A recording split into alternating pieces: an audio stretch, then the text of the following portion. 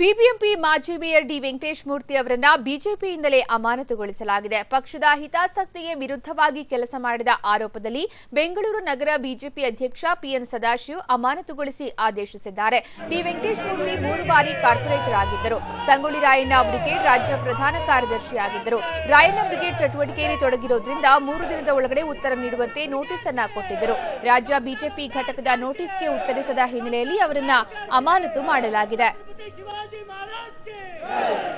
BBMP ಮಾಜಿ mayor D Venkatesh ಮೂರ್ತಿ ಅವರನ್ನ ಈಗ ಬಿಜೆಪಿಯಿಂದ ಅಮಾನತುಗೊಳಿಸಲಾಗಿದೆ. ಪಕ್ಷದ ಹಿತಾಸಕ್ತಿಗೆ ವಿರುದ್ಧವಾಗಿ ಕೆಲಸ ಮಾಡಿದಂತಹ ಆರೋಪವನ್ನ ಅವರು ಎದುರಿಸ್ತಾ ಇದ್ದು, ಬೆಂಗಳೂರು ನಗರ ಬಿಜೆಪಿ ಅಧ್ಯಕ್ಷ ಪಿಎನ್ ಸದಾಶಿವ್ ಅವರನ್ನ ಅಮಾನತುಗೊಳಿಸಿ ಆದೇಶವನ್ನ ಹೊರಡಿಸಿದ್ದಾರೆ. ಡಿ ವೆಂಕಟೇಶ್ ಮೂರ್ತಿ 3 ಬಾರಿ ಕಾರ್ಪೊರೇಟರ್ ಆಗಿದ್ರು. ಸಂಗೊಳ್ಳಿ ರಾಯಣ್ಣ ಬ್ರಿಗೇಡ್ನ ರಾಜ್ಯ ಪ್ರಧಾನ ಕಾರ್ಯದರ್ಶಿಯೂ ಆಗಿದ್ರು. ಇನ್ನು ರಾಯಣ್ಣ ಬ್ರಿಗೇಡ್ ಚಟುವಟಿಕೆಯಲ್ಲಿ ತೊಡಗಿದ್ದ ಕಾರಣ 3 ದಿನದ ಒಳಗಡೆ ಉತ್ತರವನ್ನ ಕೊಡಬೇಕು ಅಂತ ನೋಟಿಸ್ ಅನ್ನ ಕೊಟ್ಟಿದ್ದರು. ರಾಜ್ಯ ಬಿಜೆಪಿ ಘಟಕದ ನೋಟಿಸ್ಗೆ ಅವರಿನ್ನೂ ಕೂಡ ಉತ್ತರವನ್ನ ಕೊಟ್ಟಿರಲಿಲ್ಲ. ಹೀಗಾಗಿ ಈ ಹಿನ್ನೆಲೆಯಲ್ಲಿ ಅವರನ್ನ ಅಮಾನತು ಮಾಡಲಾಗಿದೆ. ಇದು ಈಗ ನಮ್ಮ ಜೊತೆಗೆ ಮಾತಾಡೋದಕ್ಕೆ ಸ್ವತಃ ಡಿ ವೆಂಕಟೇಶ್ ಮೂರ್ತಿ ಅವರೇ ಸಂಪರ್ಕದಲ್ಲಿದ್ದಾರೆ. ಡಿ ವೆಂಕಟೇಶ್ ಮೂರ್ತಿ ಅವರೇ, ಯಾಕೆ ತಮ್ಮನ್ನ ಪಕ್ಷದಿಂದಲೇ ಅಮಾನತು ಮಾಡಲಾಗಿದೆ ಅಂತ ಕೆಲಸ ತಾವೇನ್ ಮಾಡಿದಿರಿ?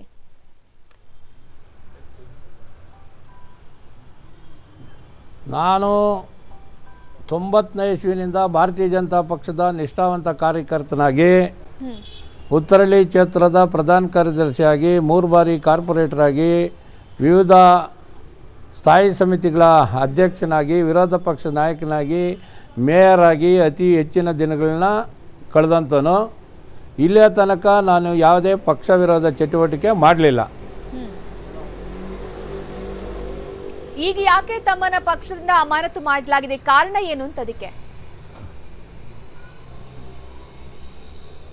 ಅದೇ ಕಾರಣ, ಅವರು ಆ ಪಕ್ಷದ ಏನು ಪತ್ರ ಬರೆದಿದ್ದಾರೋ ಆ ಪತ್ರದಲ್ಲೇನೂ ನಮೂದಿಸಲಿಲ್ಲ. ಪಕ್ಷ ವಿರುದ್ಧ ಚಟುವಟಿಕೆ ಮಾಡ್ತಾ ಇದ್ದೀರಂತ ನಮಗೆ ದೂರು ಬಂದಿದೆ. ಆ ಹಿನ್ನೆಲೆಯಲ್ಲಿ ನಿಮ್ಮನ್ನು ಅಮಾನತು ಮಾಡಿದ್ದೀವಿ ಅಂತ ಒಂದು ಪತ್ರ ಬಂದಿದೆ. ಅಲ್ಲ, ನೀವು ರಾಯಣ್ಣ ಬ್ರಿಗೇಡ್ನ ರಾಜ್ಯ ಪ್ರಧಾನ ಕಾರ್ಯದರ್ಶಿ ಆಗಿದ್ರಿ. ಇದಕ್ಕೆ ಉತ್ತರ ಕೊಡಬೇಕು ಅಂತ ನೋಟಿಸ್ ಬಂದಿತ್ತು. ಇದಕ್ಕೆ ನೀವು ಉತ್ತರ ಕೊಟ್ಟಿರ್ಲಿಲ್ಲ. ಹೀಗಾಗಿ ಅಮಾನತು ಮಾಡಲಾಗಿದೆ ಅಂತ ಮಾತು ಕೇಳಿ ಬರ್ತಾ ಇದೆ. ಈಗ ಯಾವುದು ನನಗೆ ಮೊದಲನೇ ಪತ್ರ ಇದು. ಈ ಪತ್ರದಲ್ಲಿ ರಾಯಣ್ಣ ಬ್ರಿಗೇಡ್ ಬಗ್ಗೆ ಆಗಲಿ ನಾನು ಏನು ಪಕ್ಷ ವಿರುದ್ಧ ಚಟುವಟಿಕೆ ಮಾಡಿದ್ದೀನಿ ಅಂತ ಹೇಳಿ ಎಲ್ಲಿನೂ ನಮೂದಿಸಲಾಗಿರಲಿಲ್ಲ. ಬರೀ ಪಕ್ಷ ವಿರುದ್ಧ ಚಟುವಟಿಕೆ ಮಾಡಿದ್ದೀರಿ ಅಂತೇಳಿ ದೂರು ಬಂದಿದೆ. ಆ ಹಿನ್ನೆಲೆಯಲ್ಲಿ ನಿಮ್ಮನ್ನು ಪ್ರಾಥಮಿಕ ಸದಸ್ಯತ್ವದಿಂದ ಅಮಾನತು ಮಾಡಿದ್ದೀವಿ ಅಂತ ಪತ್ರ ಬಂದಿದೆ. ಓಕೆ.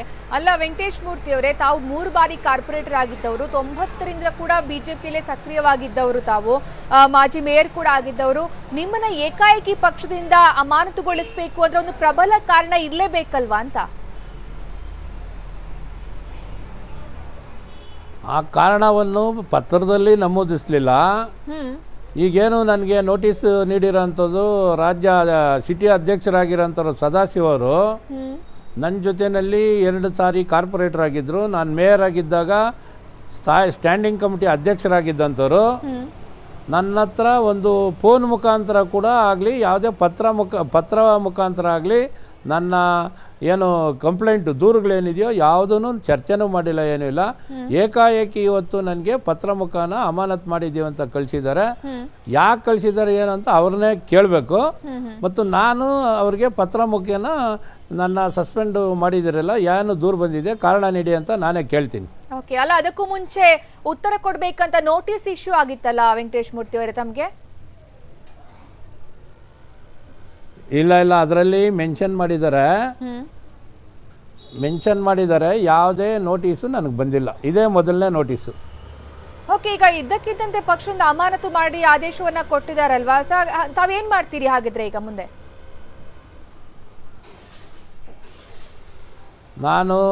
ನನಗೇನು ನೋಟಿಸ್ ಕೊಟ್ಟಿದ್ದಾರೆ ಅಧ್ಯಕ್ಷರಿಗೆ, ಅಮಾನತು ವಾಪಸ್ಸು ತಗೊಳ್ಳಿ.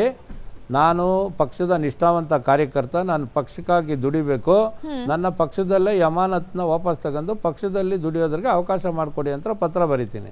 ಅಲ್ಲ, ಈಗಾಗಲೇ ಯಡಿಯೂರಪ್ಪ ಮತ್ತೆ ಈಶ್ವರಪ್ಪ ಅವರ ನಡುವಿನ ಮುಸುಕಿನ ಗುದ್ದಾಟ ಈ ರಾಯಣ್ಣ ಬ್ರಿಗೇಡ್ ವಿಚಾರವಾಗಿ ತಮ್ಮ ಗಮನ ಕೂಡ ಗೊತ್ತಿರಬಹುದು. ತಾವು ರಾಯಣ್ಣ ಬ್ರಿಗೇಡ್ನ ರಾಜ್ಯ ಪ್ರಧಾನ ಕಾರ್ಯದರ್ಶಿ ಆಗಿದ್ರೆ ಇದೇ ಒಂದು ಕಾರಣ ಆಗಿರಬಹುದು ಅಂತ ತಮಗೆ ಅನ್ನಿಸ್ತಾ ಇಲ್ವಾ? ಇಲ್ಲ ಅನ್ನಿಸ್ತಾ ಇಲ್ಲ ನನಗೆ. ನಾನು ಈ ಥರ ಸಂಘಟನೆಯಲ್ಲಿ ಸುಮಾರು ವರ್ಷಗಳಿಂದ ಕೆಲಸ ಮಾಡ್ತಾಯಿದ್ದೀನಿ. ನಾನು ಕರ್ನಾಟಕ ಪ್ರದೇಶ ಕುರುಬರ ಸಂಘದ ಹಿರಿಯ ಉಪಾಧ್ಯಕ್ಷನಾಗಿ ಕೆಲಸ ಮಾಡ್ತಾಯಿದ್ದೀನಿ. ಈ ಸಂಗೊಳ್ಳಿ ರಾಯಣ್ಣ ಹಿತರಕ್ಷಣಾ ಸಮಿತಿಯ ನಾನು 10 ವರ್ಷದಿಂದ ಕೆಲಸ ಮಾಡ್ತಾಯಿದ್ದೀನಿ.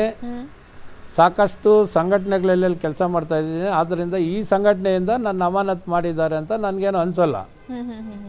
ಹಾಗಾದ್ರೆ ಬೇರೆ ಪ್ರಬಲ ಕಾರಣ ಇರಲೇಬೇಕಲ್ಲ ವೆಂಕಟೇಶ್ ಮೂರ್ತಿ ಅವರೇ? ಯಾರು ಕೂಡ ತಮ್ಮ ಗಮನಕ್ಕೆ ತಂದಿಲ್ವಾ? ತಮ್ಮ ಆಪ್ತರು ಕೂಡ ಬೆಂಬಲಿಗರು ಯಾರು ಕೂಡ ಇದ್ರ ಬಗ್ಗೆ ಮೊದಲೇ ಮುನ್ಸೂಚನೆ ಕೊಟ್ಟಿರ್ಲಿಲ್ವಾ ಈ ರೀತಿ ಒಂದು ಬೆಳವಣಿಗೆ ಆಗ್ತಾ ಇದೆ ಅಂತ? ಯಾರು ಅಲ್ಲಲ್ಲ, ಪತ್ರಿಕೆಯಲ್ಲಿ ಟಿವಿಗಳಲ್ಲಿ ಈ ಬ್ರಿಗೇಡು ಸಂಘಟನೆಯಲ್ಲಿರ್ತವ್ರಿಗೆ ನೋಟಿಸ್ ಬರುತ್ತೆ, ಸಸ್ಪೆಂಡ್ ಮಾಡ್ತಾರೆ ಅಂತ ಎಲ್ಲ ಸುದ್ದಿಗಳಿತ್ತು. ಆದರೆ ಸುಮಾರು 1 ಲಕ್ಷ ಜನ ಭಾರತೀಯ ಜನತಾ ಪಕ್ಷದ ನಿಷ್ಠಾವಂತ ಕಾರ್ಯಕರ್ತರು ಈ ಬ್ರಿಗೇಡ್ನಲ್ಲಿ ತಾಲೂಕು, ಜಿಲ್ಲೆ, ರಾಜ್ಯಾದ್ಯಂತ ಕೆಲಸ ಮಾಡ್ತಾವ್ರೆ. ಈಗ ಉದಾಹರಣೆಗೆ ನಮ್ಮ ಜೊತೆಯಲ್ಲಿ ನಮ್ಮ ನಾಯಕರು ಈಶ್ವರಪ್ಪ ಅವರು ಭಾರತೀಯ ಜನತಾ ಪಕ್ಷದ ರಾಜ್ಯ ಅಧ್ಯಕ್ಷರಾಗಿದ್ದಂಥವ್ರು, ಉಪಮುಖ್ಯಮಂತ್ರಿ ಆಗಿದ್ದಂಥವ್ರು, ಇವತ್ತು ವಿರೋಧ ಪಕ್ಷದ ನಾಯಕರವರು. ವಿರೂಪಾಕ್ಷಪ್ಪ ಅವರು ರಾಜ್ಯದ ಅಧ್ಯಕ್ಷರಾಗಿದ್ದಂಥವ್ರು, ನಮ್ಮ ಭಾರತೀಯ ಜನತಾ ಪಕ್ಷದ MP ಆಗಿದ್ದಂಥವ್ರು. ಈ ರೀತಿ ಪ್ರತಿ ತಾಲೂಕು ಜಿಲ್ಲೆಯಲ್ಲಿ ಸಾವಿರಾರು ಕಾರ್ಯಕರ್ತರು ಇದ್ದಾರೆ. ಎಲ್ಲರನ್ನೂ ಇವರು ನೋಟಿಸ್ ಕೊಟ್ಬಿಟ್ಟು ಸಸ್ಪೆಂಡ್ ಮಾಡಿದ್ರೆ ಭಾರತೀಯ ಜನತಾ ಪಕ್ಷನೇ ಉಳಿಯಲ್ಲ. ಅಲ್ಲ ವೆಂಕಟೇಶ್ ಮೂರ್ತಿ ಅವರೇ, ಜನವರಿ 26ರಂದು ಸಮಾವೇಶ ಇತ್ತಲ್ವಾ ಸಂಗೊಳ್ಳಿ ರಾಯಣ್ಣ ಬ್ರಿಗೇಡ್ದು? ಜನವರಿ 26ರಂದು ಕೂಡಲ ಸಂಗಮದಲ್ಲಿ ನಾಳೆ ಏನು ಸಭೆ ನಡಿಬೇಕಾಗಿತ್ತು ಪೂರ್ವಭಾವಿಯಾಗಿ ತಮ್ಮ ಅಧ್ಯಕ್ಷತೆಯಲ್ಲಿ, ಅದು ಕೂಡ ಸಭೆ. ಸೊ ಇದರ ಒಂದು ಸ್ಟೆಪ್ ಆಗಿ ತಮ್ಮನೆಗೆ ಅಮಾನತು ಮಾಡಿರ್ಬೋದು, ಎಚ್ಚರಿಕೆ ಕೊಟ್ಟಿರಬಹುದಾ ಈ ಮೂಲಕ ರಾಯಣ್ಣ ಬ್ರಿಗೇಡ್ಗೆ ಪರೋಕ್ಷವಾಗಿ ಅಂತ? ಈಗ 7-8 ತಿಂಗಳಿನಿಂದ ನಾವು ಇಡೀ ರಾಜ್ಯದಲ್ಲಿ ತಾಲೂಕುಗಳಲ್ಲಿ, ಜಿಲ್ಲೆಗಳಲ್ಲಿ ಪೂರ್ವಭಾವಿ ಸಭೆಗಳು ಮಾಡ್ತಾನೇ ಇದ್ದೀವಿ. ಹಾವೇರಿನಲ್ಲಿ ಒಂದು ಸಮಾವೇಶ ಮಾಡಿದ್ವಿ, ಅದಾದಮೇಲೆ ನಂದಗಢದಲ್ಲಿ ಒಂದು ಪ್ರತಿಜ್ಞಾ ಸಮಾವೇಶ ಮಾಡಿದ್ವಿ, ಕೂಡಲ ಸಂಗಮದಲ್ಲಿ 26ನೇ ತಾರೀಕು ಸಮಾವೇಶ ಇದೆ. ಈ ಸಮಾವೇಶಗಳ ಸಲುವಾಗಿ ಸತತವಾಗಿ ದಿನನಿತ್ಯನೂ ಇಡೀ ರಾಜ್ಯದಲ್ಲಿ ಎಲ್ಲ ಜಿಲ್ಲೆಗಳಲ್ಲಿ ಪೂರ್ವಭಾವಿ ಸಭೆಗಳು ನಡೀತಾನೇ ಇದೆ. ಆದ್ದರಿಂದ ನಾನು 7 ತಿಂಗಳಿಂದ ಪಾಲ್ಗೊಳ್ತಾನೆ ಇದ್ದೀನಿ. ಯಾವತ್ತೂ ನನಗೆ ನೋಟಿಸ್ ಕೊಡ್ದಿದ್ದು ಇಲ್ಲ, ಯಾರೇ ಇರ್ಬೋದು ನಿಮ್ಮನ್ನು ಅಮಾನತು ಮಾಡ್ತೀವಪ್ಪ, ನೀನು ಆ ಸಭೆಗಳಿಗೆ ಹೋಗಬೇಡ, ಪಾಲ್ಗೊಳ್ಬೇಡ ಅಂತ ಏನು ಹೇಳಲೇ ಇಲ್ಲ. ಆದರೂ ಸಹ ನಾಳೆ ನಡೀತಾ ಇರೋದು ರಾಜ್ಯಾಧ್ಯಕ್ಷರಾದಂಥ ವಿರೂಪಾಕ್ಷಪ್ಪ ಅವರ ಅಧ್ಯಕ್ಷತೆಯಲ್ಲಿ ಮುಖ್ಯ ಅತಿಥಿಗಳಾಗಿ ಈಶ್ವರಪ್ಪ ಅವರು ಬರ್ತಾರೆ, ಗೌರವ ಅಧ್ಯಕ್ಷರಿದ್ದಾರೆ, ಹಿರಿಯ ಉಪಾಧ್ಯಕ್ಷರಿದ್ದಾರೆ. ನಾನು ಪ್ರಧಾನ ಕಾರ್ಯದರ್ಶಿಯಾಗಿ ಈ ಸಂಘಟನೆಯ ಕೆಲಸ ಮಾಡ್ತಾ ಇದ್ದೀನಿ.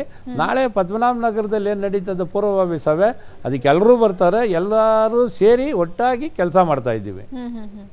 ಅಲ್ಲ, ಇದು ರಾಯಣ್ಣ ಬ್ರಿಗೇಡ್ ವಿಚಾರ ಅಲ್ವೇ ಅಲ್ಲ ಅಂತಾದ್ರೆ ಮತ್ತೆ ಇನ್ನೇನ್ ಕಾರಣ ಇರಬಹುದು ತಮ್ಮ ಪ್ರಕಾರ ಅಂತ? ಯಾಕಂದ್ರೆ ಪ್ರಬಲ ಕಾರಣ ಇಲ್ಲ ಅಂತಂದ್ರೆ ಏಕಾಏಕಿ ಪಕ್ಷದಿಂದಲೇ ಯಾಕೆ ಅಮಾನತು ಮಾಡ್ತಾರೆ? ಎಚ್ಚರಿಕೆ ಏನಾದ್ರೂ ಕೊಡ್ಬೋದಿತ್ತಲ್ವಾ ತಮಗೆ? ಈಗ ಎಚ್ಚರಿಕೆ ಕೊಡ್ಬೋದಾಗಿತ್ತು ನೀವು ಹೇಳ್ದಂಗೆ. ಇಲ್ಲ, ಅವರು ನನ್ನ ಸ್ನೇಹಿತನೇ ಅಧ್ಯಕ್ಷ, ನನ್ನ ಜೊತೆ ಕೆಲಸ ಮಾಡ್ತಾ ಇದ್ದನು, ಒಟ್ಟಾಗಿ ಸತತವಾಗಿ ನಾವು 4 ಬಾರಿ ಜೊತೆಗೆ ಇದ್ವಿ.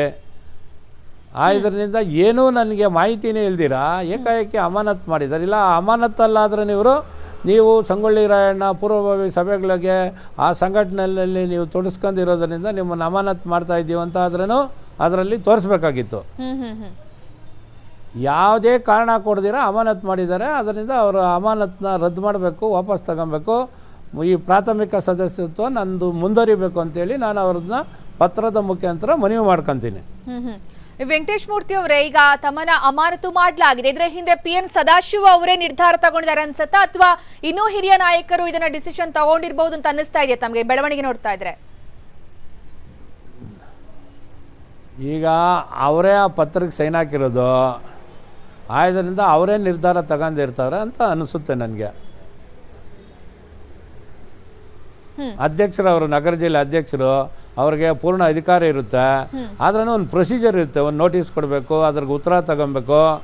ಆಮೇಲೆ ನಮ್ಮಲ್ಲಿ ಈ ಥರ ಒಂದು ಕಮಿಟಿ ಇದೆ, ಆ ಕಮಿಟಿಗೆ ಶಿಸ್ತು ಸಮಿತಿ ಅಂತ ಇದೆ.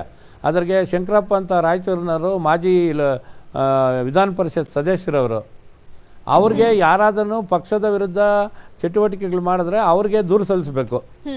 ದೂರು ಅಧ್ಯಕ್ಷರಿಗೆ ಸಲ್ಲಿಸಿದ್ರೆ ಅಧ್ಯಕ್ಷರು ಅವ್ರಿಗೆ ಸಲ್ಲಿಸಬೇಕು. ಅವರು ನಮಗೆ ನೋಟಿಸ್ ನೀಡಬೇಕು. ನಮ್ಮದು ಏನಿರುತ್ತೋ ಅದು ಸತ್ಯಾಸತ್ಯತೆಗಳನ್ನ ಅರಿತು ಆಮೇಲೆ ಸಸ್ಪೆಂಡ್ ಮಾಡೋದಕ್ಕೆ ಅವ್ರಿಗೆ ಆದೇಶ ಕೊಡಬೇಕು. ಅದಾದ್ಮೇಲೆ ಇವರು ಕೊಡಬೇಕು ಅಂತ ಸ್ಪಷ್ಟವಾಗಿ ಸೂಚನೆ ಕೊಟ್ಟಿದ್ದಾರೆ. ಟಿವಿ9ಗೂ ಕೂಡ ಆ ಪ್ರತಿ ಲಭ್ಯ ಆಗಿದೆ. ನೀವು 3 ದಿವಸದೊಳಗಡೆ ಉತ್ತರವನ್ನ ಕೊಡಬೇಕು, ಇಲ್ಲದೇ ಇದ್ರೆ ಅಮಾನತು ಮಾಡಲಾಗುತ್ತೆ ಅಂತ. ತಾವು ಈಗ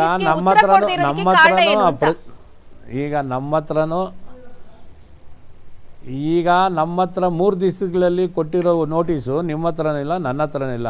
ನೋಟಿಸೇ ಕೊಟ್ಟಿಲ್ಲ ಅವರು. ಇವತ್ತೇನು ಬಂದಿದ್ದೋ ಅದರಲ್ಲಿ 3 ದಿವಸಗಳಿಂದ ನಿಮ್ಗೆ ನೋಟಿಸ್ ಕೊಟ್ಟಿದ್ದೀವಿ ಅಂತ ಹೇಳಿದ್ದಾರೆ. ಆದರೆ ಆ ನೋಟಿಸು ನನಗೆ ಬಂದಿಲ್ಲ. ತಮಗೆ ನೋಟಿಸ್ ಕೊಡದೇನೆ ನೋಟಿಸ್ ಕೊಟ್ಟಿದ್ದೀವಿ ಅಂತ ಮೆನ್ಷನ್ ಮಾಡಿದ್ದಾರೆ. ಮೇಡಮ್ ಹೌದು. ಓಕೆ, ಈಗ ರಾಯಣ್ಣ ಬ್ರಿಗೇಡ್ ಅಲ್ಲಿ ಮುಂದುವರಿತೀರಾ ತಾವು ವೆಂಕಟೇಶ್ ಮೂರ್ತಿ ಅವರೇ? ನೋಟಿಸ್ ಕೊಟ್ವಿ, ನೀವು ಅದ್ರಿಗೆ ಈಗ ರಾಯಣ್ಣ ಬ್ರಿಗೇಡು ಬಂದ್ಬಿಟ್ಟು ಒಂದು ಸಂಘಟನೆ, ದೀನ ದಲಿತರ, ಹಿಂದುಳಿದರ, ಶೋಷಿತರ ಪರವಾಗಿರ್ತಕ್ಕಂಥ ಸಂಘಟನೆ. ಅದರಲ್ಲಿ ನಾನು ಪ್ರಧಾನ ಕಾರ್ಯದರ್ಶಿ ಆಗಿದ್ದೀನಿ, ಅದರಲ್ಲಿ ಮುಂದುವರಿತೀನಿ. ಅದೇ ರೀತಿ ಭಾರತೀಯ ಜನತಾ ಪಕ್ಷದಲ್ಲಿ ನನಗೆ ಏನು ಪಕ್ಷದ ಕೆಲಸ ಮಾಡೋದ್ರಿಗೆ ಅವಕಾಶ ಮಾಡಿಕೊಡಿ ಅಂತ ನಾನು ಯಡಿಯೂರಪ್ಪ ಅವ್ರಿಗೆ ಒಂದು ಮನವಿ ಕೊಟ್ಟಿದ್ದೀನಿ, ಒಂದು ಬಯೋಡೇಟಾ. ಅವರು ನನಗೆ ಭಾರತೀಯ ಜನತಾ ಪಕ್ಷದಲ್ಲಿ ಕೆಲಸ ಮಾಡೋದ್ರಿಗೆ ಅವಕಾಶ ಕೊಟ್ಟರೆ ಅಲ್ಲಿಯೂ ಸಹ ಭಾರತೀಯ ಜನತಾ ಪಕ್ಷದಲ್ಲಿ ಸಹ ಕೆಲಸ ಮಾಡ್ತೀನಿ. ಅಲ್ಲ ವೆಂಕಟೇಶ್ ಮೂರ್ತಿ ಅವರೇ, ಈಗ ರಾಯಣ್ಣ ಬ್ರಿಗೇಡ್ ಬೇಡ ಅನ್ನುವಂತಹ ಅಭಿಪ್ರಾಯವೇ ಪಕ್ಷದ ಒಳಗಡೆಯಿಂದ ಕೇಳಿ ಬರ್ತಾ ಇದ್ದಾಗ, ಹೈಕಮಾಂಡ್ ಇಂದ ಕೂಡ ಬಂದಿದ್ದಾಗ ಯಾಕೆ ಅದನ್ನೇ ಮುಂದುವರಿಸ್ತೀರಿ? ಯಡಿಯೂರಪ್ಪ ಸಿಎಂ ಮಾಡ್ತೀವಿ ಅದಕ್ಕೋಸ್ಕರ ಬ್ರಿಗೇಡ್ ಅಂತ ಹೇಳ್ಕೊಂಡು ಬೇರೆ ಕೆಲಸ ಕಾರ್ಯದಲ್ಲಿ ಸಂಘಟನೆ ತೊಡಗ್ತಾ ಇದೆ ಅನ್ನುವಂತಹ ಆರೋಪ ನಿಮ್ಮ ಪಕ್ಷದ ಒಳಗಡೆನೇ ಕೇಳಿ ಬರ್ತಾ ಇದೆ. ಇಂತಹ ಒಂದು ಪರ್ಯಾಯ ಸಂಘಟನೆ ಬೇಕಾ ಪಕ್ಷದ ಒಳಗಡೆ ಅಂತ? ಈಗ ನಮ್ಮ ಹತ್ರ ಅದರ ವಿಷಯದಲ್ಲಿ ಯಾರೂ ಇಲ್ಲಿ ತನಕ ನಮ್ಮನ್ನ ಹತ್ರ ಮಾತಾಡಿಲ್ಲ, ಚರ್ಚೆನೂ ಮಾಡಿಲ್ಲ ಮೇಡಮ್ ಅವರೇ. ನಾವು ಟಿ ವಿ ಪತ್ರಿಕೆಗಳಲ್ಲಿ ಯಡಿಯೂರಪ್ಪ ಅವರು, ಈಶ್ವರಪ್ಪ ಅವರು ಮಾತಾಡ್ತಾ ಇರೋದು ನೋಡ್ತಾ ಇದ್ದೀವಿ. ಯಡಿಯೂರಪ್ಪ ಅವರು ಸಹ ಇಲ್ಲಿಯ ತನಕ ಮುಂಚೆ ಮಾತಾಡ್ತಾಯಿದ್ರು ಪ್ರಾರಂಭದಲ್ಲಿ. ಈಗ ಅವರು ಬ್ರಿಗೇಡ್ ಬಗ್ಗೆ ನಾನೇನು ಮಾತಾಡೋಲ್ಲ ಅಂತ ಹೇಳಿದ್ದಾರೆ, ಇವತ್ತು ಹೇಳಿದ್ದಾರೆ. ಈಶ್ವರಪ್ಪ ಅವರು ಭಾರತೀಯ ಜನತಾ ಪಕ್ಷಕ್ಕೂ ಬ್ರಿಗೇಡ್ಗೂ ಸಂಬಂಧ ಇಲ್ಲ, ಅದೇ ಬೇರೆ ಇದೇ ಬೇರೆ. ನಾನು ಇದು ಕರೀತವ್ರೆ ಸಂಘಟನೆಗೆ ಸ್ವಾಮೀಜಿಗಳವರು, ನಾನು ಇಲ್ಲಿ ಸಂಘಟನೆಗೆ ಹೋಗ್ತಾ ಇದ್ದೀನಿ. ಭಾರತೀಯ ಜನತಾ ಪಕ್ಷ ನನಗೇನು ವಿರೋಧ ಪಕ್ಷ ನಾಯಕರು ಕೆಲಸ ಕೊಟ್ಟಿದ್ದಾರೋ ಅದನ್ನು ನಾನು ಕೆಲಸ ಮಾಡ್ತಾಯಿದ್ದೀನಿ. ಭಾರತೀಯ ಜನತಾ ಪಕ್ಷದಕ್ಕೋಸ್ಕರ, ಭಾರತೀಯ ಜನತಾ ಪಕ್ಷ ಅಧಿಕಾರಕ್ಕೆ ಬರೋದಕ್ಕೋಸ್ಕರ, ಯಡಿಯೂರಪ್ಪ ಅವರು ಮುಂದಿನ ಮುಖ್ಯಮಂತ್ರಿ ಆಗೋದಕ್ಕೋಸ್ಕರ ನಾನು ಕೆಲಸ ಮಾಡ್ತಾಯಿದ್ದೀನಿ ಅಂತ ಅವರು ಸಹ ಹೇಳ್ತಾ ಇದ್ದಾರೆ. ಓಕೆ ವೆಂಕಟೇಶ್ ಮೂರ್ತಿ ಅವರೇ, ಈಗ ರಾಯಣ್ಣ ಬ್ರಿಗೇಡ್ ಬಿಡಬೇಕು, ನೀವು ಬಿಜೆಪಿಯಲ್ಲಿ ಇರಬೇಕಾದ್ರೆ ಅನ್ನುವಂತಹ ಕಂಡೀಷನ್ ಹಾಕಿದ್ರೆ ನೀವು ಬಿಜೆಪಿಯಲ್ಲಿ ಇರೋಕೆ ಇಷ್ಟಪಡ್ತೀರಾ, ರಾಯಣ್ಣ ಬ್ರಿಗೇಡ್ ಅಲ್ಲಿ ಮುಂದುವರಿಯೋಕೆ ಇಷ್ಟಪಡ್ತೀರಾ?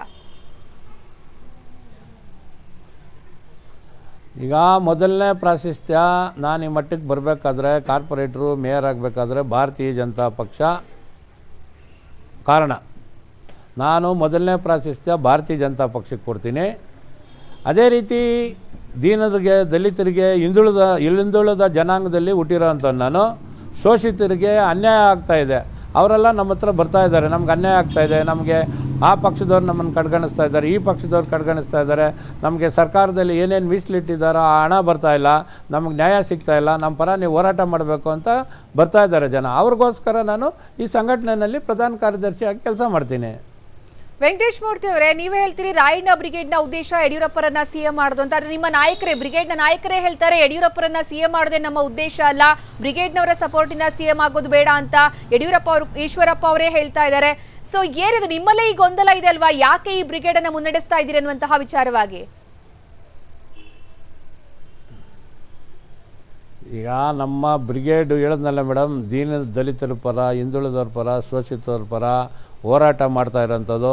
ನಾಳೆ ಯಡಿಯೂರಪ್ಪವ್ರ ಮುಖ್ಯಮಂತ್ರಿ ಆದರೆ ಏನು ಇವ್ರಿಗೆಲ್ಲ ಅನ್ಯಾಯ ಆಗಿದೆ ಅವ್ರಿಗೆ ನ್ಯಾಯ ಕೊಡಿಸ್ಬೇಕು ಅಂತೇಳಿ ನಾವು ಆ ಸಂಘಟನೆಯಲ್ಲಿ ಏನು ಕಾಂಗ್ರೆಸ್ಸಲ್ಲಿರೋರು, ದಳದಲ್ಲಿರೋರು ಇರ್ಬೋದು, ಬೇರೆ ಬೇರೆ ಬಿ ಜೆ ಪಿನಲ್ಲಿ ಕೆಲವ್ರನ್ನೆಲ್ಲನೂ ಯಾವ ಹುದ್ದೆಗಳು ಕೊಡ್ದಿರಿ, ಎಲ್ಲರಿಗೂ ಇಲ್ಲಿ ಪಾರ್ಟಿನಲ್ಲಿ ಎಲ್ರಿಗೂ ಹುದ್ದೆ ಕೊಡೋಕ್ಕಾಗೋಲ್ಲ, ಕೇವಲ ಸ್ಥಿಮಿತ ಇರ್ತವೆ.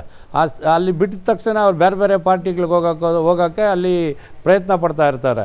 ಅಂಥವ್ರನ್ನ ನಾವು ಎಲ್ಲಿ ಹೋಗೋದು ಬೇಡ, ಈ ಬ್ರಿಗೇಡ್ ಸಂಘಟನೆಯಲ್ಲಿ ಇರೋಣ.